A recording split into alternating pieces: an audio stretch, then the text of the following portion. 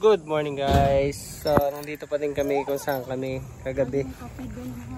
Nagbaba ng last booking namin. Dito kami natulog. Yan. Kasi dapat doon kami sa labas. Kaya lang sabi ni kuya, huwag ko na daw alisin yung sasakyan. Yan guys, nandito pa din kami. So ito pala yung pwesto namin pag maliwanag. Hello, Uno. Likan dito, likan dito. So, pauwi. Paalis na sana kami kasi ay ko nakakahiya. Tanghali namin nagising. 6. Tanghali, 6. Tapos sabi ni kuya, magkape muna daw kami. So, yun si kuya.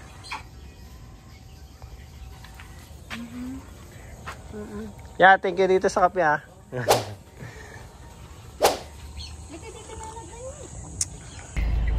So yun guys, nakalis na kami doon sa spot namin. At ngayon naghahanap ako ng booking pabalik ng Pasig o kung saan man sa malapit doon sa amin. At nandito pa din kami sa Calamba. Ito yung ano guys, habang naglalamog ka, nakakapag-camping ka. Diba? Ayos naman. Yun na! Yun na guys, may nakuha na akong first booking ngayong Sabado. So, dito sa Carmona, Laguna, papunta ng Pasig. So, 6 minutes na lang, andun na kami sa pick-up point. Sabi daw 9 AM ang pick up nito.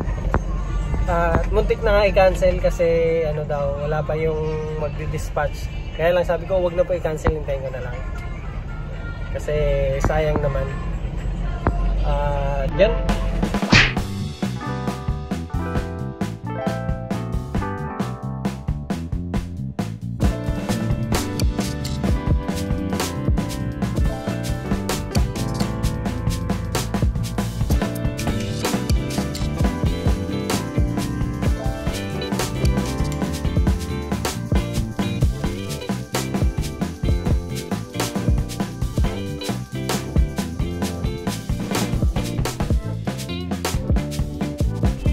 So guys, nagising pala ako kanina mga 6 AM. At okay naman din yung tulog namin sa spot namin. Dahil wala kang isipin, safe naman din doon. At yun nga, after nun, nagkape-kape muna kami, kwentuhan. Tapos saka na nagpaalam. At ngayon, pabalik na kami ng Pasig.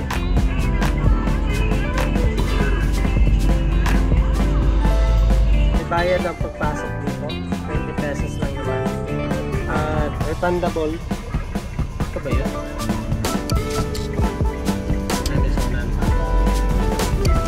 So, ito pala.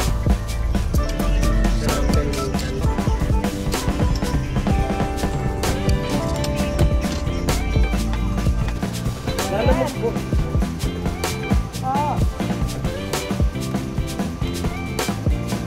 Okay, dito tayo sa gate 2.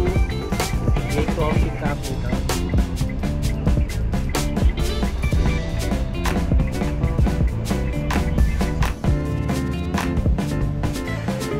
So, ganyan yung pick up natin natin.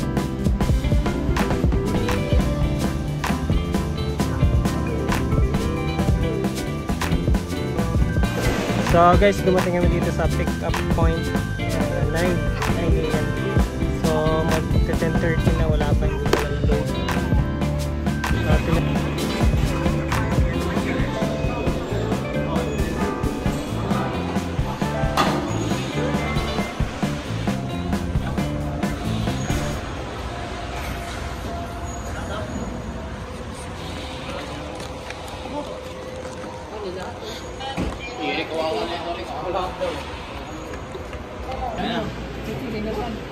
Ano ko na kate? Wala kang tiwala ko yung kate. Nakukuha namin no?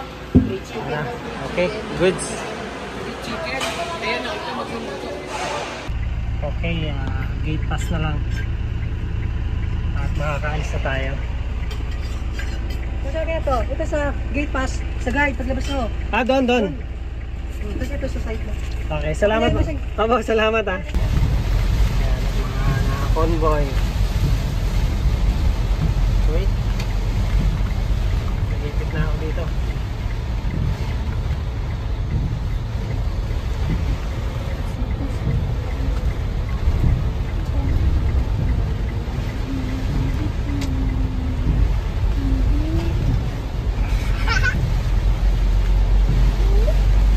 Ng ulan. Sana walang baha.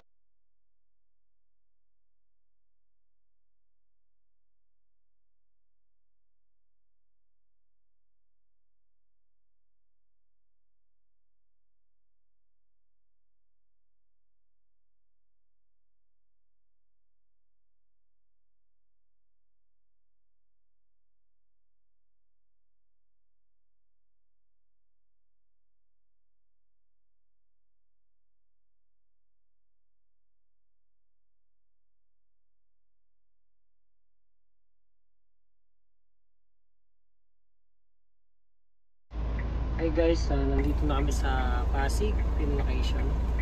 At tatawagan ko na lang. Pasok kayo, kakanan. Kanan. Tapos unang kanto, dire-diretso na kayo, iskwilaan na yun. Nice. Direct na yun. Sige po. Makakapag-park ako doon? Oo. Ay, salamat po tayo. Salamat tayo.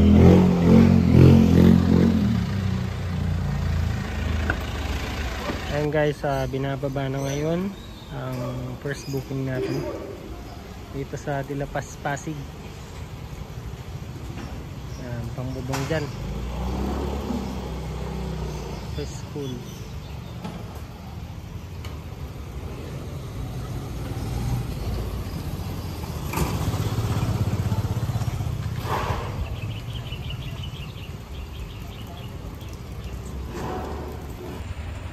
Kung napapansin nyo guys, ito yung sasakyan ko at ito yung pin location nila. So may kalayuan lagi na lang ganito. Mali yung pin location. Tignan na lang natin yung ano na natin.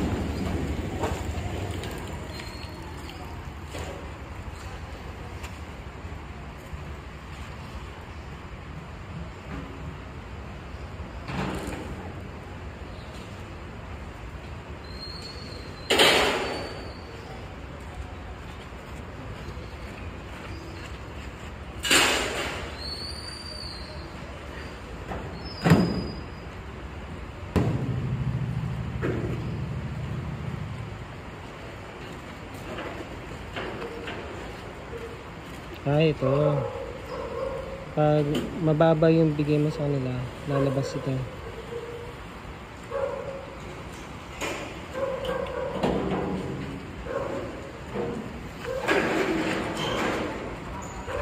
So, dahil malayo siya sa location, sa pin, at ano ka na lang dyan, mag-comment ka na lang. Ito yung dahilan kaya bumababa yung natin, ratings natin dahil sa ganito, maling pin, tapos inaano natin, sinuswerte na lang natin agad. So ganito pala yun.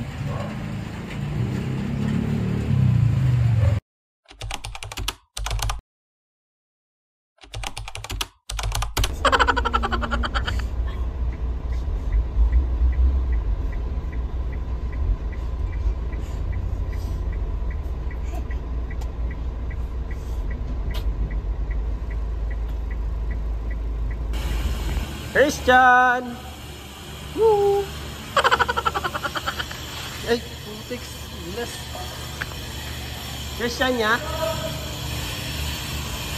Lalamog.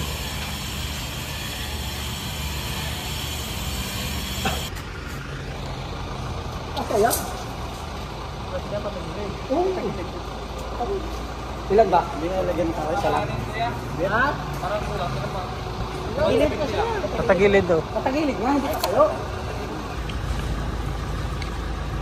So, yung pickup is white quartz.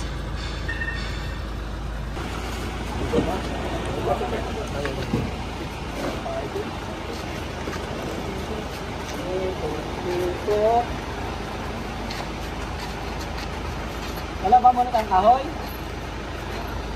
Kahoy? Patagilid oh. Hindi, ano na lang tayo yung Dapat din sa kabila. Oo, dingding. Hindi, pag ganito po. Yan ako, ganyan ang posisyon.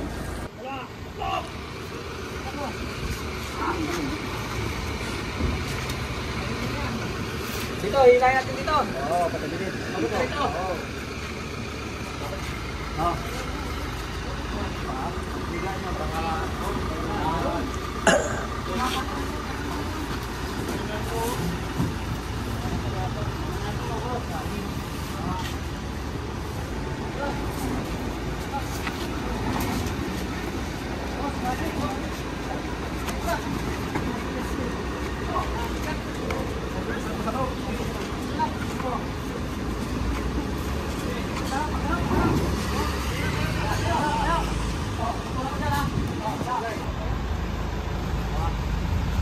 Katanya Carlo, kalsom na katama na, ibaba. Okay na, kalsom mo yan oh. Kalsom na sa Polo. Nakita nyo kung gaano nakabigat. Ang dapat daw kasi doon, kinakat yun. Kaya lang, itong na-pick up natin is buo. Kaya, yun, medyo tinatagilid na lang siya. Kasi hindi talaga siya makakasya pag pinatayo o pinahiga. Papunta na kaming Antipolo. Bali, may 56 minutes kaming biyahe. Let's go! Antipolo. Yun guys, nabutan na kami ng ulan. So guys, nandito na tayo. At yan si Kuya.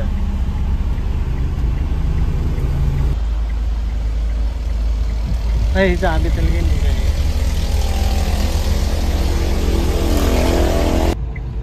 So guys, nandito na kami sa Antipolo. Kaya lang hindi pa nila maibaba kasi nag-iisa lang siya. Sabi ko hindi niya kaya yan. 5 nagsakay niyan, hindi kaya ng isa. So ang ginawa niya, naghanap pa siya ng tao na makakatulong sa kanya. So hintayin lang tayo ngayon. Kaya sinusukat nila. 3 lang sila, so hindi ko alam kung kakayanin nila to.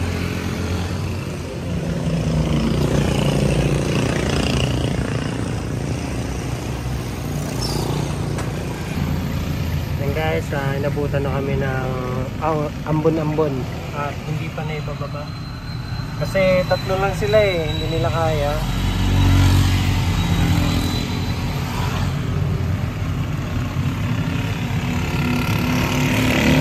Mabasag daw nila pag pinilit.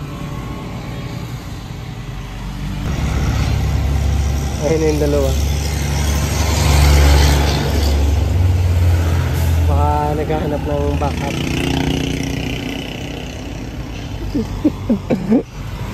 Nagtutunakan pa sila eh.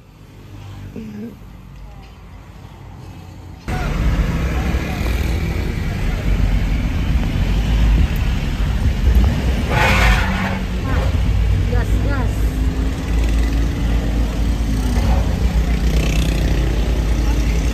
Hindi nakasayad ya?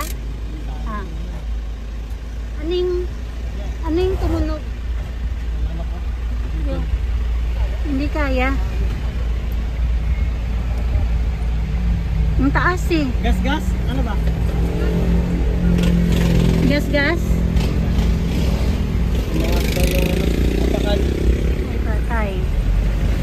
Eh, papaayos na naman yun. Patay.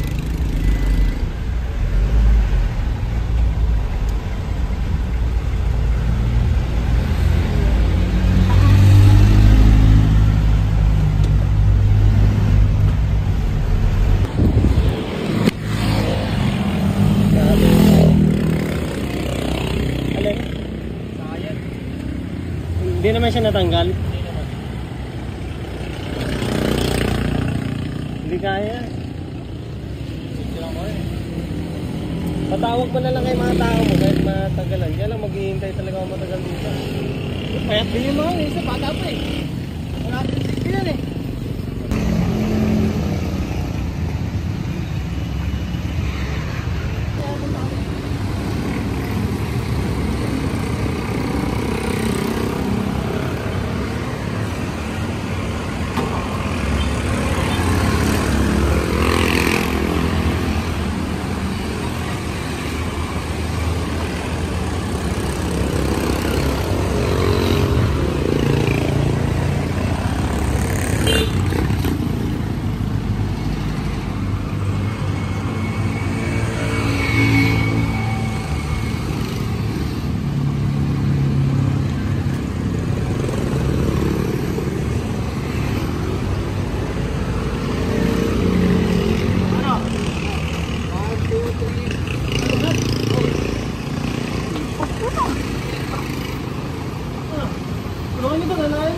Dandan. Nana.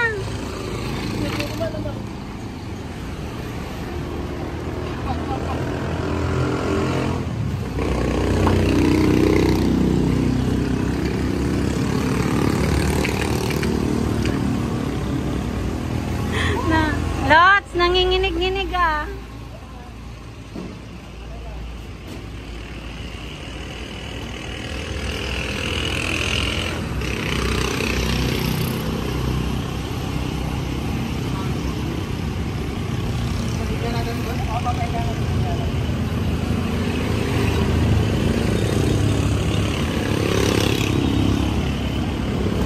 Pintuan, pintuan. Pintuan.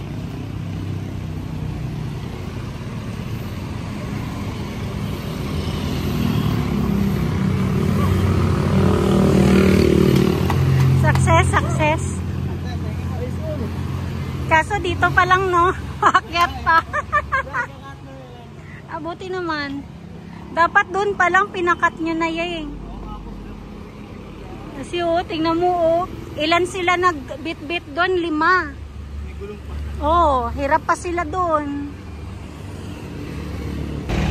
So guys, ito masaklap. Lipat bahay ay nagkamali sila ng booking pala. So ang nailagay nila Imos, Cavite, Pasig.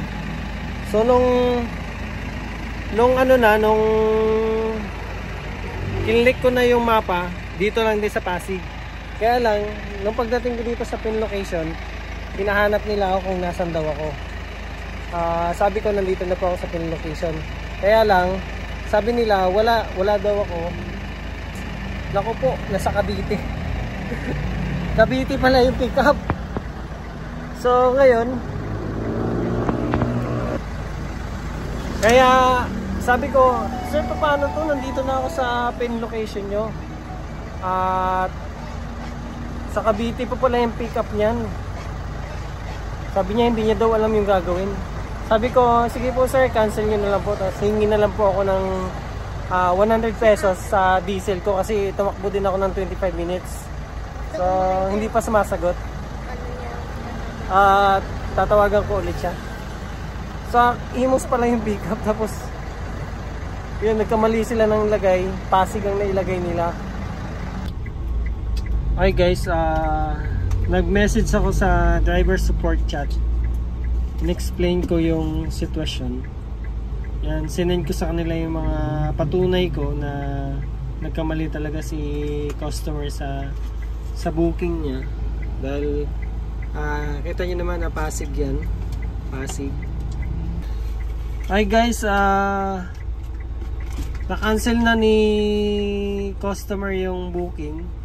At nag-chat din ako kay Lalamove at in-explain ko yung sitwasyon at nag-send din ako ng katibayan na nagkamali talaga si customer ng booking.